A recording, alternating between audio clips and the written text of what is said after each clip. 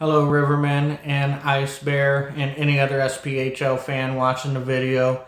As always, it is much appreciated. Thank you for all the views and support you give me. In this video, we're going to preview the series between Knoxville Ice Bears, who are visiting the Peoria Rivermen. Before we get into that, I would like to thank my sponsor, the Bayleaf Indian Restaurant and Bar in downtown Peoria, only a couple of blocks away from Carver Arena.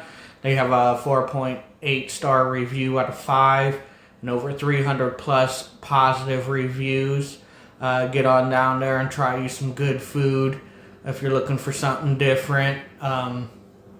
These guys are the place to be, and they'll let you leave your car there if you eat before the game, and you don't have to pay for parking, so it saves you $10 as well. So thank you, Bayleaf Indian Restaurant and Bar.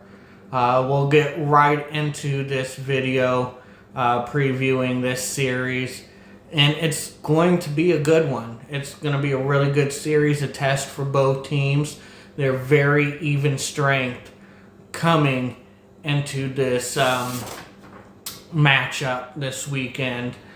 I look forward to it. I really do. These guys always play each other hard and well, and they're real close. They're real close in stats, and they're real close in the standings as well. Rivermen are 5th, and right now Ice Bears are sitting in 6th, with Rivermen having 20 points on the year, and Ice Bears having 19 points on the year. So only 1 point separates them, which makes this series all the more interesting, because obviously Ice Bears can leapfrog the Rivermen in this, getting 3 points or a sweep.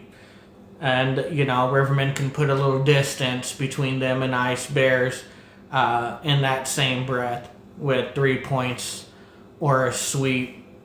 And hopefully that's the direction it goes for us Rivermen fans. But it's not going to be an easy matchup. Like I said, Ice Bears have one less game played than the Rivermen this year with 16. And Rivermen have 17 games played. The Ice Bears are 9-6-1. Pretty much 9-7 on the year. And Rivermen are 10-7. So even with the win-loss record, they're close. They're right neck to neck with each other. Goals for are even with these two teams as well. Both teams have scored 45 goals on the season. So again, like I said, this is a pretty even matchup. But the Rivermen have let in fewer goals. Rivermen has let in 38. And as a team, Ice Bears have allowed 44 goals. So, you know, there's a little gap there, but again, not much of a gap. Now, where there is a gap is penalty minutes on the year, and it's by a lot, by 150 plus there. Penalty minutes on the year for Ice Bears, they have 201, which is respectable, especially for Ice Bears, who have been high in penalty minutes in previous years. But they've toned that down to their credit. Rivermen, on the other hand, because of like 2 games, they started out well in the penalty minute department, but then they racked up like over 100 penalty minutes in one game with Roanoke Rail Yard Dogs. And they got 357 penalty minutes on the year. So, you know, a little higher than the Ice Bears. The past 10 games, Dogs are 6-3-1, so pretty much 6-4. And the Rivermen are an even 5-5 in the last 10 games. Both teams coming off a loss in their previous matchup as well. So like I said, by all accounts, by team stats, pretty even matchup heading into this series. Power play on the year, Ice Bears aren't doing great in that department. They are 6 for 45 at a success rate of 13.33%, which is really not that good. I think maybe Fayetteville Marksmen are the only ones doing a little worse in that department.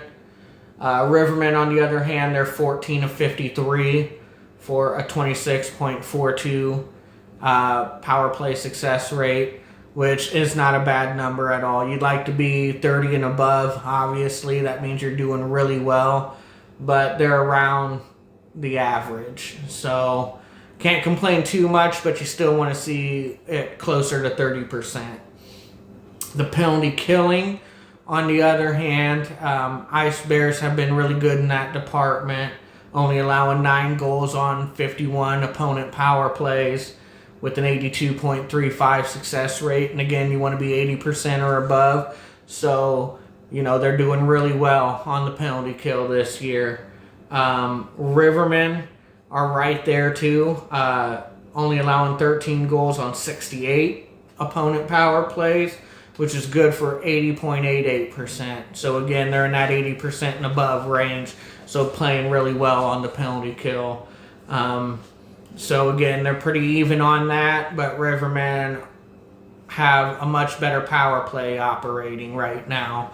So we need to take advantage of that when we get the opportunities. But, the way Ice Bears are playing right now, they're not going to give Rivermen a whole lot of opportunities on the power play, which is all the more reason Rivermen really need to take advantage when they are on the power play.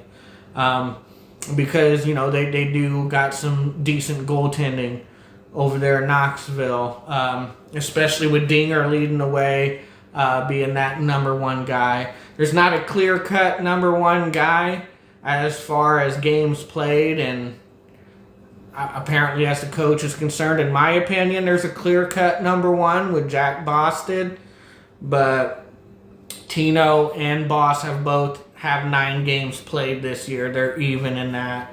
Dinger with 11. So Dinger has a couple more games. But Boss and Tino are right there with Dinger. Only 2 less games than him. We'll go over some goalie stats actually coming into this. I do think the advantage lies with the Rivermen in the goalie department.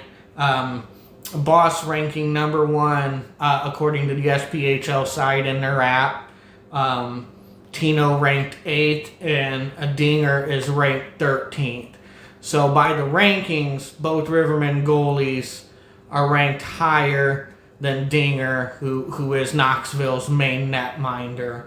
Like I said, on save attempts, 243 for Tino, 263 for Boss, so 20 more save attempts. He's basically faced 20 more shots than Tino. And Dinger has faced 362 shots, so he's been seeing a lot of puck volume come his way.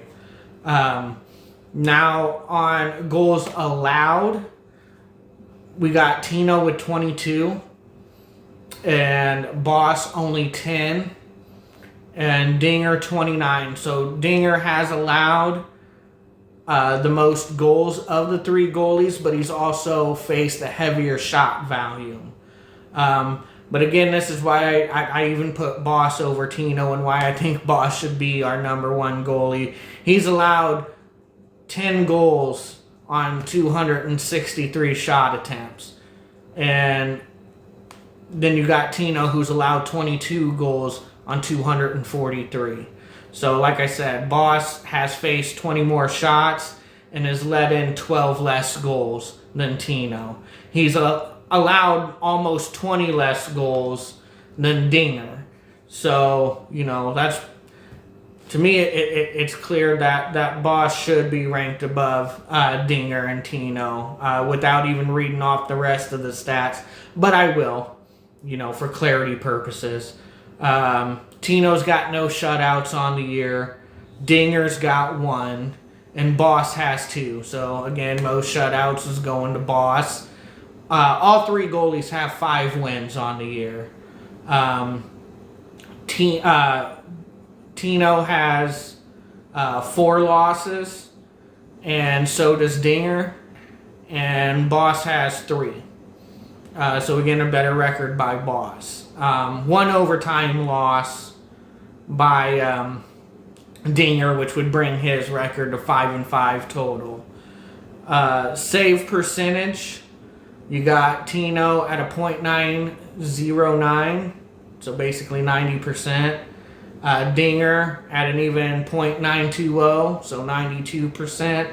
And then you got Boss at a .962 save percentage. So .962 compared to .90, which is Tino, much better. And obviously compared to Dinger, still a much better save percentage. And then you got the goals against average. With Boss, again, he leads the entire SPHL in this department with a 1.17 GAA. And then you got Tino coming in at a 2.60. And then you got Dinger at a 2.81 goals against average. So when you look at the numbers, Tino and Dinger are pretty similar in their stats. You can pretty much call them even. But for me, and by the numbers, Bostad is head and shoulders above both goalies as far as stats go. And I hope to see Boston in that first game. He started 2 in a row. He played the last 2 against Fayetteville. So there is a possibility to see Tino in game 1. I would much rather see Boston. The odds say the way coaching has been playing, both Boss and Tino, that they'll most likely split the series. Boss one game, Tino the other. Me personally, I'd rather see Boss in both games because I think it's important to get both of these games, and he gives us the best chance. But I'd say we'll see Tino in one of those matchups, and I know we'll see Dinger in one, if not both of those matchups as well. So, again, it should be a close matchup. I think Boss gives us the best chance when he's in that game. I'm confident in Rivermen finding a way to win. Players to be out on the look for, coming from the Ice Bear side, Tyler Williams, Blake Tostu, and Eric Olson are having a great year for him over there. Dawson McKinney has recently rejoined the Ice Bears, and he's always been an offensive threat when there, and he's kind of an agitator. Doesn't fight a whole lot, but will and can. But he likes to draw penalties. He likes to be a pest out there and kind of bait players into penalties. And he's not above embellishing or diving either. I just have to throw that out there. But, you know, I'll give Dawson this much credit. He is an offensive threat when he has the puck on his stick. So he's one to watch out for. Alec Bear, Michael McChesney, Griffin Fox, Garrett Devine have all been offensive threats for us. When these guys usually get on the board, Rivermen are usually winning. So it is important for them to contribute. And Rivermen just signed a guy up from the Feds who's been killing it in the Feds with Caden Henry, who's scored 15 goals down there and has 21 assists. So he's been an offensive juggernaut down in the Feds, and we're hoping that translates well up here in the SPHL, and he can help our offense produce a little more, which is, again, important for this series because he is signed. He should be here for this Knoxville Ice Bear series in Rivermen. Like I said, keys to the game, consistency, especially for the Rivermen. They gotta be consistent with their effort throughout all 60 minutes of both games. You're going to get that with the Ice Bears, and so Rivermen need to match that. And not lay back and take periods off or even half periods. I think their effort has been getting better in the consistency department, and I can see them on the right path, starting to push each other to be better. So hopefully that continues on into this series. And obviously special teams is a big key in this series. Rivermen are obviously going to give Knoxville opportunities on the power play. And, Knoxville has been doing a good job of not taking a lot of penalties. And so when Rivermen are on the power play, they absolutely have to take advantage of that and get something by Dinger or his backup, which I'm not even sure who his backup is. There's been a little bit of a goalie movement with Ice Bears with the backup goalie, so I really should have wrote it down but didn't. So I'm not even sure who the backup goalie is for Knoxville, but we might see Dinger twice anyway in this 2-game set. So again, got to find a way to get the puck by him regardless, whoever the goalie is, when we're on the power play.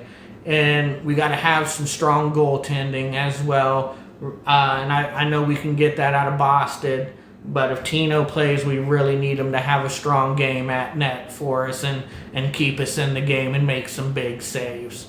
Also, passing has been somewhat of an issue with the Rivermen. They really need to clean up and be more consistent in that department as well. I think it's going to be a physical matchup, like I said, so both teams can be agitators and be really good at drawing penalties for their teams to get them on the power play. So I think it's going to come down to that as well, who can stay more disciplined and not take them unnecessary penalties.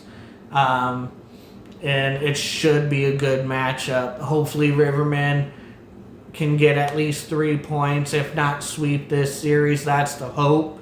Don't know for sure if that's going to happen. I'm not going to sit here and say, yep, Rivermen are sweeping Ice Bears. I'm not going to sit here and say that. That's just a want and a hope, because we could sure use that cushion with the teams behind us, and that'll give us a little cushion and keep pace with the teams in front of us as well. Like I said, I do think Rivermen are on the right track. They just need to put it all together and be consistent with it. And Rivermen can be a very dangerous team. The offense has been off and on. 1 minute they look outstanding. The next minute it looks like they didn't even bring an offense with them. So like I said, they got to put it all together and be more consistent in that department. And hopefully that is the case here in Peoria against Knoxville. So with that, I'll go ahead and wrap it up. So looking forward to this matchup. I always enjoy watching these two teams play against each other, and I'm a fan of Dinger, so I always enjoy watching him play live as well. So with that, I'll catch you at the next puck drop, and I always keep it Rivermen style.